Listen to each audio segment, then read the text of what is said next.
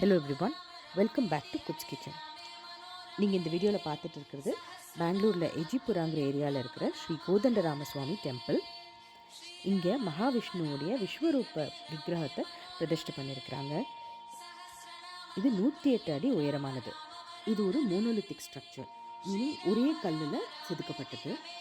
இதோடைய wait approximately 420 tons.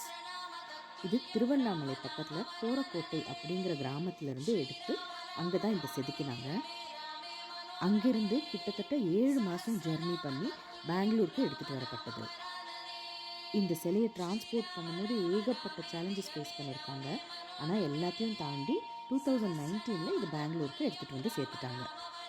ஆனால் இந்த விக்கிரகத்தை 2025 தான் பிரதிஷ்டை பண்ணியிருக்காங்க. ஒரு ஸ்டேர் கேஸ் மாதிரி பில்ட் பண்ணியிருக்காங்க.